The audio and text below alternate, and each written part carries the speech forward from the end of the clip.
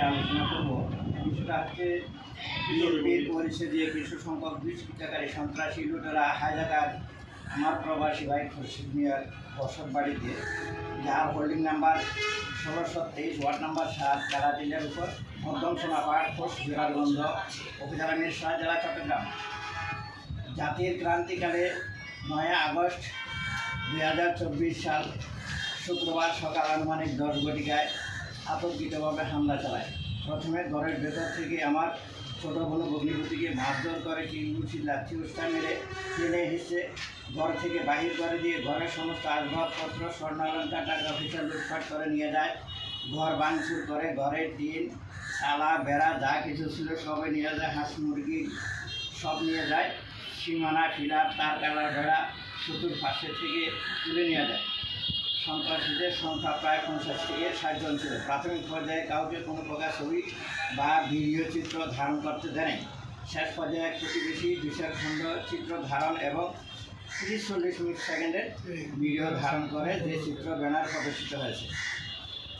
খবর পেয়ে আমার আরেক ছোটো বোন এসে ঘটনা দেখে মিরসরাই থানা ক্যাম্পে এসে লিখিত অভিযোগ দিলে রাতে আনুমানিক 11টায় সেনা অফিসার ইলহাম, যার মোবাইল নাম্বার 01769242150 এসে সরজমিনে দেখে এক সন্ত্রাসী হাসানকে ধরে নিয়ে যায় এবং বলে যায় উভয় পক্ষ দলিলপত্র নিয়ে 18/8/2024 রবিবার সকাল 10টায় মিরসরাই ভূমি অফিসে দলিলপত্র দেখানোর জন্য এবং ইলহাম সাহেবের সাথে দেখা করতে আমরা উপস্থিত হলেও সন্ত্রাসী পক্ষ উপস্থিত হয় নাই। সকাল 10টা থেকে 2টা পর্যন্ত সন্ত্রাসী বাহিনীর জন্য অপেক্ষা করে আমি আমার ভাই বোন সবাই মিলে ইলহাম সাহেবের সাথে দেখা করলে উনি আমাদেরকে বলে বিচারের দায়িত্ব তো আমাদের উপর নেই, আপনি এসিল্যান্ডের সাথে একটু যোগাযোগ করেন। এসিল্যান্ডের সাথে যোগাযোগ করার পর কোনো প্রকার সুফল আসেন। এরই মধ্যে আমাদের দেশে প্রাকৃতিক দুর্যোগ ও ভয়াবহ বন্যা শুরু হয়। বন্যার কারণে সব কিছু বন্ধ হয়ে যায়।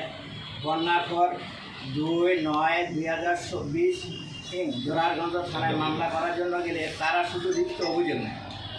অভিযোগের ভিত্তিতে 3/9/24 তারিখে দুপুরে 12টার দিকে আনুমানিক 12টার সময় তদন্তে আসে এসআই কাদের সাহেব। Mobile number 01621242034।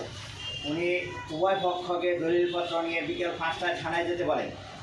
আমরা দলিলপত্র নিয়ে গেলে সন্ত্রাসী পক্ষ দলিলপত্র নিয়ে আসে নাই।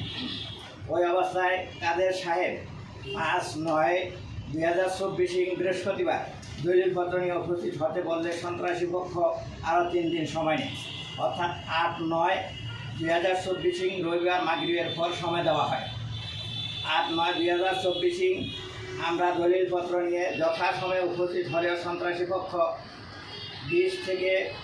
15 থেকে 20 জন সন্ত্রাসী নিয়ে থানায় উপস্থিত হয় এবং বৈঠকে বসে তারা বলতে থাকে এতদিন আওয়ামী লীগে খেয়েছে, এখন বিএনপি খাবে, এতে কাগজপত্র দেখার কোনো প্রয়োজন নেই। এতে কাদের সাহেব হতভম্ব হয়ে তাকিয়ে আছে। আমি চিন্তা করলাম আমাদের দেশের নয়নমণিরা তাজা রক্ত দিয়ে এই জন্য কি দেশকে হাসিনা থেকে মুক্ত করলো? এখনও রক্তের দাগ শুকায় নেই।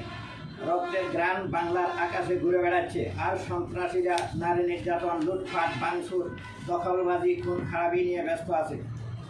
সবে শেষে আমি আপনাদের সাংবাদিক ভাই বোনদের মাধ্যমে বর্তমান সরকারের প্রধান উপদেষ্টা, আইন উপদেষ্টা, ভূমি উপদেষ্টা মহোদয়ের নিকট আকুল